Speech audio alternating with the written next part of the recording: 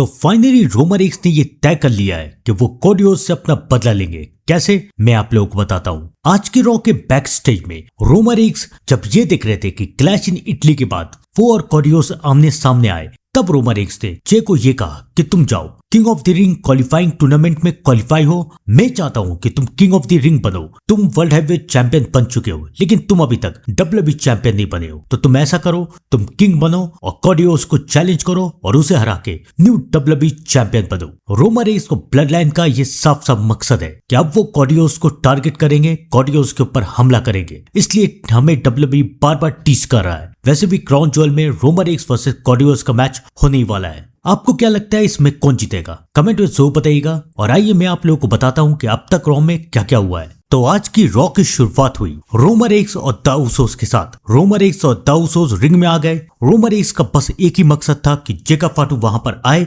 और Jacob फाटू Roman racks को acknowledge करे। डब्ल्यूडब्ल्यूई फैंस ने रोमन रेक्स का बहुत ही अच्छी तरीके से स्वागत किया। सबको ओटीसी ओटीसी चिल्लाने लगे, लेकिन काफी देर हो गई और जेकब फाटू वहां पर आए नहीं। तब जे उसोस ने रोमन रेक्स को याद दिलाया कि जेकब फाटू को यहाँ पर आना था। जेकब फाटू अभी तक क्यों नहीं आए? रोमन रेक्स आज बहुत खुश थे क्योंकि रोमन रेक्स ने डब्ल्यूडब्ल्यूई फैंस को ये कहा कि आज का दिन उनके लिए बहुत अच्छा है, क्योंकि एक्नॉलेजमेंट डे से बढ़कर उनके लिए कुछ भी नहीं है। और उसके बाद रोमन रेक्स जेकब फाटू को बुलाते हैं। जेकब फाटू वहां पर आते हैं। जेकब फाटू काफी गुस्से में थे, अपसेट थे। जेकब फाटू रोमन रेक्स के पास गए।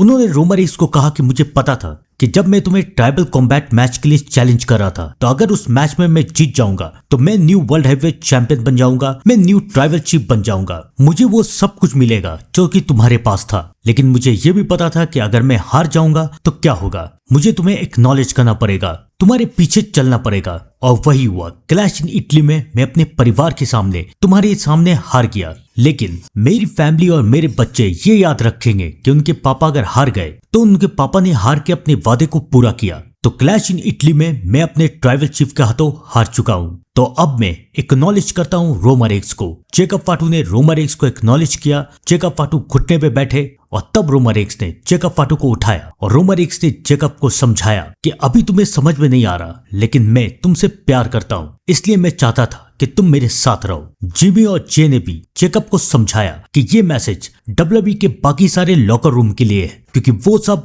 अलग अलग है, लेकिन हम सब सिर्फ एक है, वी द वंस। और उसके बाद जेकब फाटू ने भी ये साबित कर दिया कि अब वो रोमन रेक्स की ब्लड लाइन का हिस्सा है। रोमन रेक्स अपनी पूरी टीम को लेके, अपनी पूरी ब्लड लाइन को लेके वहां से चले गए। आज के रॉ में king of the ring qualifying tournament हुआ और फर्स्ट राउंड के इस टूर्नामेंट में उबा फेमी जीत गए। जीतने के बाद उबा फेमी ने ये कहा कि ब्रॉक लेसनर ने मुझसे कहा था कि जब वो मुझे मारेगा तो मैं बर्दाश्त कर पाऊंगा या फिर नहीं। ब्रॉक ने मुझे 7F5 दिया, लेकिन मैं अब भी यहाँ खड़ा हूँ और मैं जीत भी गया। लेकिन क्या ब्रॉक लेसनर डरपोक है? क्योंकि मैं तो जा रहा हूँ किंग ऑफ द रिंग जीतने के लिए और रोमन रेक्स को चैलेंज करने के लिए, और तब मैं ब्रॉक लेसनर से भी जरूर निपटूंगा। उबा फेमी ने ब्रॉक लेसनर और रोमन रेक्स दोनों को चैलेंज कर दिया है और अब किंग ऑफ द रिंग जीत के उबा फेमी समर स्लैम में रोमन रेक्स को चैलेंज कर सकते हैं।